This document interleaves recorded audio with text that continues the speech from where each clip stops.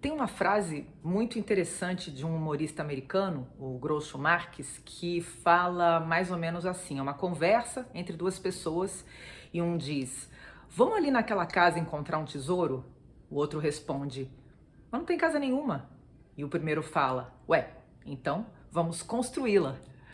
Eu acho que o humor tem exatamente esse papel de ser um tesouro, às vezes em lugares onde a gente nem percebe, nem consegue encontrar numa primeira olhada. E os 4 convidados de hoje são roteiristas, atores, trabalham no universo do humor, em programas consagrados, conhecidos do grande público, e eles vão responder pra gente essa pergunta: qual o papel do humor no meio de uma situação tão angustiante quanto a pandemia? Espero que vocês gostem dessa conversa bem humorada que a gente teve. Não tá fácil para a gente que produz e escreve, né? Roteiriza o humor, porque a gente imagina também que as pessoas também, de algum nível, estão saturadas de ver graças com a pandemia, graças calcadas nisso, das pessoas estarem isoladas. A sensação que a gente tem é que já foi tudo, que já foi o exagero com o pânico da limpeza, com a loucura do confinamento. Nunca foi muito fácil fazer uma graça com uma doença que é fatal para algumas pessoas, então esse dedo ele existe até o momento, mas eu acho que a gente está entrando numa terceira onda aí, não sei dizer certamente, de que é não de uma aceitação de que é um novo normal, mas é assim, tá, o que falar sobre o ser humano, tudo que a gente se investigou nesse momento, porque o humor é muito dessa observação, né? Então, o que a gente pode falar sem necessariamente colocar um lettering de Covid-19, assim, passando. E aí esse tem sido o desafio. O humor fala sobre a verdade, né? Quem fala mentira é a novela. Novela é um mundo que não existe, o humor precisa do real para ele fazer sentido. Precisa desse código muito estabelecido, né? E tem um lado muito chato, eu acho, do nosso papel nesse momento como comediantes, que é realmente a gente chafurdar muito. Para a gente fazer essa graça, pessoalmente, chafurdamos muito nesse mar de tragédias, porque a gente precisa ter todos os pés e mais alguns emprestados no real para a gente conseguir até criticar esse real e extrair graça dele, né?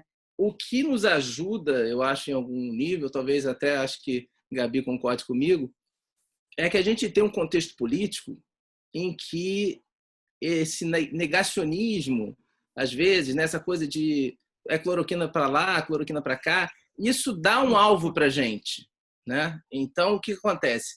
A gente está também num momento muito sui generis, claro, mas estamos também num momento muito frutífero nesse sentido de atacar quem tem que ser atacado, entende? Então, as piadas, por exemplo, que a gente tem feito muito ali por exemplo, no podcast, que é o produto que eu estou fazendo agora, né, do Fora de Hora, a gente tá fazendo a graça justamente com essa mira. Ela está indo para a crítica, né? Para a crítica de como as pessoas estão se reagindo a esse contexto de Covid e estamos usando isso para criticar quem teoricamente está indo contra uma visão mais sensata, né? O humor, ele veio do latim, né? Que é esse líquido interno que tem dentro de nós, né? Essa visão, essa ideia da etimologia da palavra. E é o estado de ânimo, é o estado interno da gente. Então, no caso, é o nosso senso, o nosso bem-estar pessoal, psicológico, emocional. Então, de uma maneira geral, é interessante a gente perceber que o senso de humor, o nosso senso de estar bem ou estar mal internamente, ele é inerente, ele está sempre dentro de nós. Então, é interessante que a gente sempre vai ter matéria-prima para poder brincar com a realidade. No meio de uma pandemia, onde a gente está passando por situações bem delicadas, é interessante a gente estar sempre nessa desconstrução e construção e captando, né? A gente tem que estar com a anteninha ligada para a gente poder estar captando tudo que está em nossa volta e a gente poder filtrar e conseguir poder enviar para o mundo de volta da melhor maneira possível as informações que a gente tem a dizer para o mundo. E dizer com bom humor é maravilhoso, porque o humor é uma ferramenta interessantíssima para ser utilizada no discurso.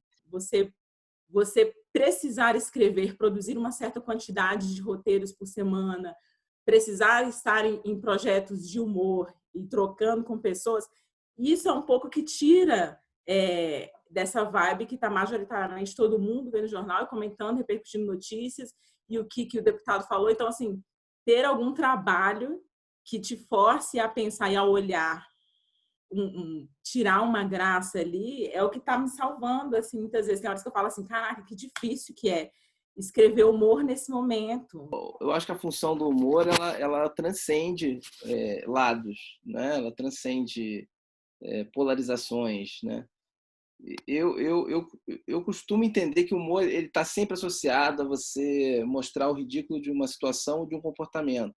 Então, assim, hoje em dia, realmente, geralmente o governo, vamos dizer, de situação, ele vira a vidraça a ser quebrada, né? Então, isso hoje em dia é para quem você está se virando. Mas quando eram governos de esquerda, você também vai bater. Eu acho que a questão do humor é você sempre ser um franco-atirador, né? É você estar atirando para quem está merecendo receber essa bala, né? Mas, por outro lado, assim, o humor é um estado eterno de perplexidade e de estar estrangeiro num mundo caótico. Então, assim, quanto mais caótico o mundo, mais fácil fica esse olhar estrangeiro também. Tem uma série de situações que são, para além da situação política, que é importante, porque o humor tem esse papel também de convidar as pessoas a rirem da verdade, mas a entenderem a verdade, né?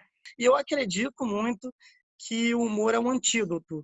É um antídoto para o tédio, é um antídoto para uma série de coisas que a gente precisa, ainda mais num momento tão delicado assim. Inclusive, quanto mais consciência de ter como um hábito o bom humor, mais a gente consegue atingir os demais, as pessoas que estão à nossa volta, e consegue alegrar a vida dos demais, e assim a gente alegra a nossa vida também. Então, de uma maneira geral, eu acredito que a matéria-prima é a vida. O humor, você sempre está batendo em alguém, né? Eu acho que a gente costuma falar assim, quem está apanhando nessa piada? E eu acho que foi durante muito tempo, não era incômodo como é hoje para muita gente você rir de quem apanhava também na vida real e muito de verdade, assim. Então, eu acho que essa construção é também estratégica, como a Gabriela falou. Então, eu sei que, incrivelmente, algumas portas estão mais abertas para mim hoje, por ser uma roteirista preta. Nunca pensei que eu ia ter um privilégio preto desse, mas eu acho que existe uma virada de chave, uma constatação que para a gente é antiga, mas ela é meio atual de caramba, olha só essa sala aqui imensa, que tantos roteiristas, não tem roteirista preto, ou tem um, ou tem duas. Então, assim, e eu acho, na verdade, muito mais abrangente, muito mais alargador de caminhos, você forçar um humor que não vai estar ali batendo em alguém que já apanha de verdade muito ferozmente no dia a dia. E eu acho que se você conseguir colocar junto com essa risada um estopim, uma virada de mente, de cultura, assim, eu acho que é só melhor.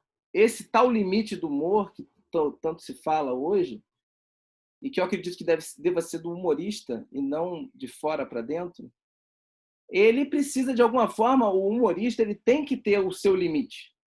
Isso eu acredito. Então, assim, eu não vou contar piadas que, por exemplo, a gente teve por muito tempo, né, rindo das minorias, né? E isso era uma coisa que acontecia, por quê?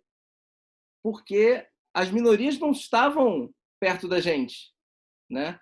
Eu até costumo dizer, eu fui de um colégio só de homem, né? De uma faixa, né, de pessoas ricas, não sei o quê. E eu ri de piadas racistas que hoje eu me envergonho de ter rido. Eu já senti isso, né? Assim, do politicamente correto ser um limitador, de alguma forma, do meu trabalho.